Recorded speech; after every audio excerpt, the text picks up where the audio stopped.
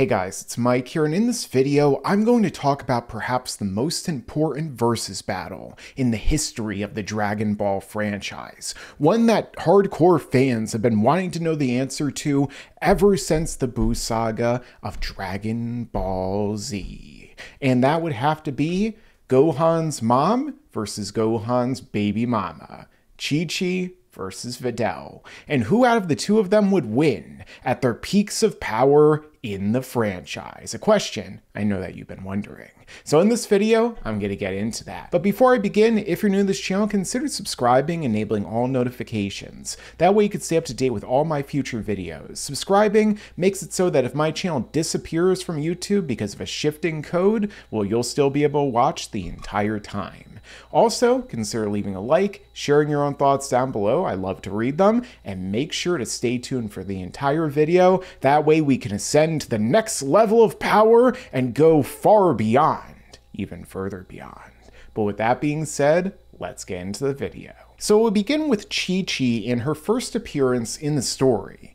Now, Chi-Chi at this point was the daughter of Gyai-Mao, the Ox King, who was one of Master Roshi's disciples and apprentices, an incredibly powerful giant who also had abilities taught to him by Master Roshi. And while we don't ever get a direct comparison of how powerful Ox King is later in the story, because he never becomes a real active fighter in the narrative, we know that he's far more powerful than even a very strong human being, and is really feared as a result of his terror and his protection of his mountain. And Chi-Chi's definitely shown to inherit at least some of his powers, despite being a kid around the same age as Goku at this point. The very first thing that we see her do on screen is take off this blade in her helmet and throw it at a T-Rex type of dinosaur, which in turn causes him to be decapitated, and then Chi-Chi, when she freaks out from seeing what she's done, proceeds to then use a laser beam that comes from the helmet,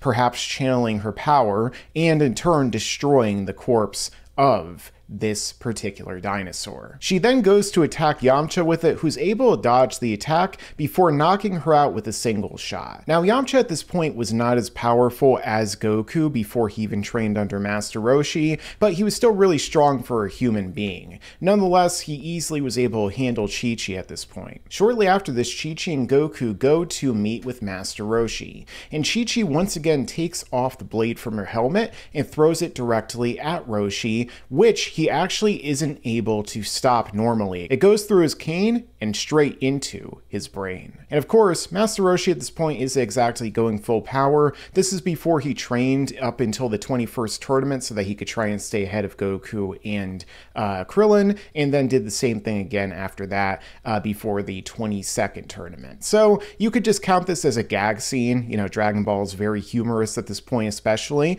and you know, chalk it up to that. But nonetheless, she was able to still catch him off guard and deal some damage to the invincible old master, who is more powerful than her father, Gyai-Mao. Now, after Goku gives Chi-Chi the pat-pat, and she asked him if he will marry her in the future, Goku confusingly agrees to this idea, not knowing exactly what it was that she was proposing to him. After this point, we don't see Chi-Chi again in the story, at least in the manga version. She does show up briefly in the anime version when Goku goes to eat food at her new location. However, she does re-emerge several years later at the 23rd Tenkaichi Budokai, going up to Goku and asking him how he's doing essentially, at which point Goku says, "Who are you?" And we see the first shades of the incredibly angry type of Chi-Chi that definitely has won her the hearts of many fans over the years, for sure. And then she gets angry at Goku and storms off. This sets up their fight during this tournament. This tournament was kind of all about returning characters in a sense, because not only does Goku fight against King Piccolo, Tien fights against Tao Pai Pai as a cyborg,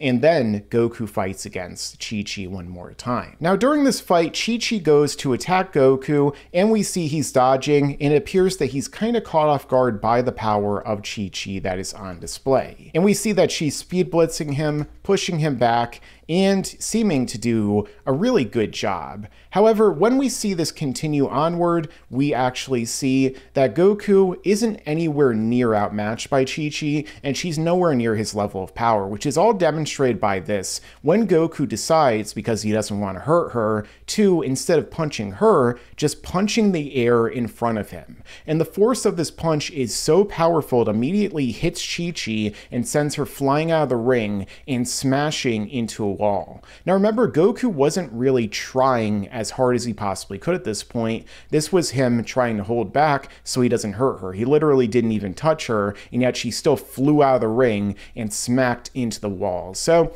Chi-Chi at this point isn't really on Goku's level or anywhere near close to it, and it's really hard to actually determine just how powerful she even is, because she has no real on-screen feats aside from this little sparring adventure, I guess you could say, against Goku when she's pushing him back a little bit, but again, he's not even trying. He's confused about who she is and why she's so mad at him. And then, of course, we have the situation where she throws her blade through the T-Rex's neck, decapitating him. However, we don't know if this is some sort of special blade. We don't know if Chi-Chi did this 100% by physical force. Since it's never told to us, let's just assume that she did for now. The laser, on the other hand, we never see Chi-Chi actually use ki at any point in the story on her own. So this laser that's being emitted could either once again be some sort of magical or empowered object that she's using with her helmet, or perhaps it is some sort of area that allows her to focus her energy into a blast like this, for example, whereas we see something like that with Frieza's soldiers, where they have those kind of wrist guns that they use to fire energy blasts as well. And since we never see Chi-Chi at any point utilizing chi in anything other than her fighting, there's definitely a likelihood that Chi-Chi doesn't actually know how to truly manipulate ki, like we'll go on to see with the next character shortly after this, which could in turn limit her overall power. Also, after this fight, it's never implied to us that Chi-Chi kept up any of her training or got any stronger. She probably got weaker, especially as she became a mother and stay-at-home wife. However, with all that being said, in the anime version, there are scenes where, you know, Chi-Chi is like powering up with a red aura. A lot of people are like, well, that means Chi-Chi has Kaioken. Again, that's more of like a gag scene, kind of like we could even say perhaps with the Roshi moment where she throws the blade at him. However, again, the thing is that whereas in this case, this was in the manga and you could still make an argument about her physical strength and speed, with regard to her going Kaioken, that's a joke, and it wasn't even said to be Kaioken. It wouldn't make any sense if she knew it, especially since Goku never teaches anyone those techniques, and he definitely wouldn't have taught Chi-Chi, who kind of seems to hate the idea of fighting after she becomes a mom. Maybe you should have vetted your wife a little bit better, like Gohan did. This is what leads into the next character of Videl, the daughter of Mr. Satan, who's actually already more powerful than her father when she's introduced in the story. We see when she's fighting crime against these giant men, where she's easily able to beat them down with punches and kicks and send them flying, despite the fact that they're literally twice her size in the case of this bald Bond villain looking dude. In the anime version, again, we see her doing even more, where she does a front face lock with her legs on Gohan, who easily could have dodged it, but instead decided not to because, well, we all know why. It was no doubt a position that he would have found himself in many other times in the future, too, after the Buu saga. After this, because Videl found out Gohan's secret identity, she goes on to train with him. And during this point, she learns about ki manipulation, not even knowing what ki was as an idea or principle at this point in the story, until she starts to witness everybody else utilizing it. This is what leads to the moment that we see in the anime more explained, where Gohan is showing her how to manipulate ki, at which point he actually says that she's a natural, as she's able to create it within her hands. Gohan continues to teach her how to control her ki more freely. Remember, this is a Goku who's vastly more powerful than the Ox King, vastly more powerful than everyone in Dragon Ball combined, because the character himself is not only incredibly powerful in his base form with a base in the millions, but also at the same time can go Super Saiyan and Super Saiyan 2 on top of that. We see that within one day of training with Gohan, Videl was already able to figure out ki to the degree where she was able to float in the air. and she only got better from here. And remember, this is an ability that Chi-Chi doesn't even have. And she only continues to train even harder after this point when she's not with Gohan, because she intends to be able to fight against him during the World's Martial Arts Tournament. However, that wouldn't go on to happen, because Videl goes on to face Spopovich in the only real serious fight that she has in the story. And as we know, Spopovich at this point was Majin Spopovich. He was powered up by the dark magic of Babidi, unleashing all of his hidden potential that he might have had, allowing him to access certain special powers which seem to be based largely off of dark magic, because no one is even able to sense him, and that much more. And even according to the spectators, Spopovich has changed considerably since the last time they had seen him. Now, at first, Videl definitely has the advantage over Spopovich. She continues to be able to block his attacks, take him down, hitting him again and again and again, knocking him to the ground. But as Goku and everyone starts to notice, he strangely continues to get up no matter how much of a beating he's taking, which is all contributing to the power that the Majin Mark and the dark magic that Babidi instilled within him has taken him to.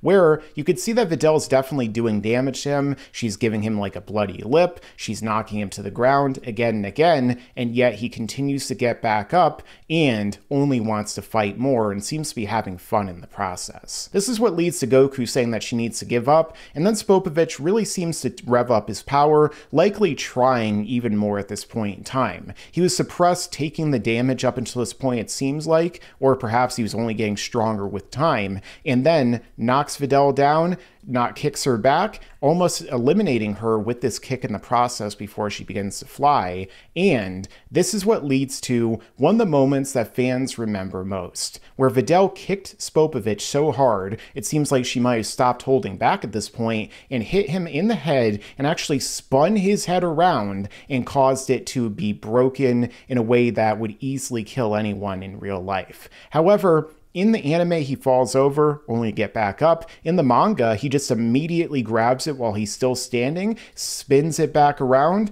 and snaps it back into place. And we see that Spopovich only increases his power from here, not only hitting Videl, but then using flight, the Buku Jutsu, to go up in the air, beginning to fight with her, and uses a ki blast on her, or at least a kya, which is a type of, yelling energy exertion like they do in karate, for example, sending her down back to the ring. And clearly she's taken more damage as the story's going on, and yet she continues to fight despite one of the most brutal beatdowns we see in this franchise, and yet still continues to fight back against this character, Spopovich, before eventually getting so beaten and so on the point to where she's about to die that Yamu yells at Spopovich and tells him to eliminate her. So with all that being said, there are a lot of questions that come into play with regard to the power of the fighters on display here. How strong actually is Videl, and how strong actually is Spopovich during the course of their fight? Now, considering just how powerful all of the other fighters are that we see that Babidi empowers, you would have to assume that Spopovich is powerful compared to Dragon Ball levels of power. You would have to assume that this character is at least upper Dragon Ball tier, because again, why would this character be a threat to anyone that Babidi wanted to have the energy drained to awaken Majin Buu at this tournament if he isn't even as powerful as Goku from like the 21st tournament, or even as powerful as, say, Chi-Chi from the 23rd tournament? Does that really make a lot of sense? I know a lot of stuff in the Buu saga doesn't make sense, but we never see Chi-Chi flying or shooting ki blasts on her own without that special beam that we see before. And you could also say that we never see Videl also shooting ki blast. However, despite that, she still is able to take this blast and continue on. However, we do see that Vegeta points out that Spopovich was purposely trying not to kill Videl because he didn't want to lose the fight. He just wanted to torture her as much as possible because of all the embarrassment he had suffered at the hands of Mr. Satan, who had beaten him before, and thus in turn eventually eliminate her so they could progress further in the tournament, likely so that when they got to the strongest people, they would absorb absorb their energy for Buu. We also have to remember at this point that Videl was already stronger than her father, Mr. Satan, who was the strongest regular human on the planet at the time, although again, his exact power is ambiguous. And then she was able to learn how to fly in just one day of training in learning how to use her energy. So again, it's pretty clear that she is a prodigy. She was trained by Gohan, who's far more powerful and most likely knowledgeable about Ki than anyone that Chi-Chi ever trained with. However, again, when we actually look at and compare the feats of the two characters, which one is more impressive? Is it Videl fighting back against and doing impressively against a character that is ambiguously powerful by the Majin Mark?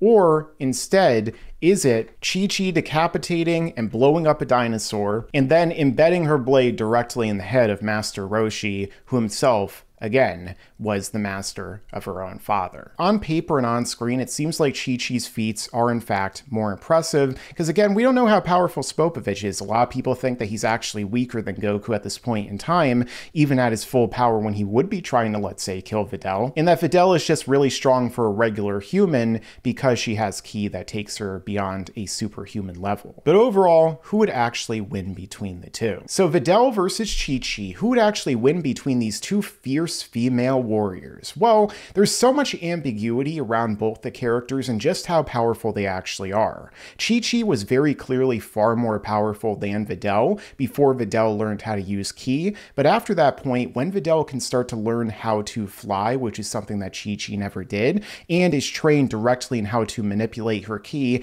after already being really strong or super strong for a human by beating down way stronger and way larger enemies, at least, that we saw earlier on screen, it leaves the question open to, did Videl surpass Chi-Chi? And considering it is the Buu Saga, it's this late in Dragon Ball Z, who knows? Like, could Videl be stronger than characters from the start of Dragon Ball Z? Could she be stronger than anyone who is in the original Dragon Ball, including Goku and Piccolo Jr.? She never shows any feats on screen to say so, but going by Dragon Ball's power scaling, especially by this point in the story, you could definitely make arguments either way. In terms of techniques and overall martial arts training, again, Chi-Chi did train with her father and, you know, had some degree of martial arts training, but so too did Videl, who trained with the best normal martial artists on the planet, at least up until a point, and then, you know, also continued to train harder and harder as time went on. I'll let you guys decide down below in the comments who you think would win.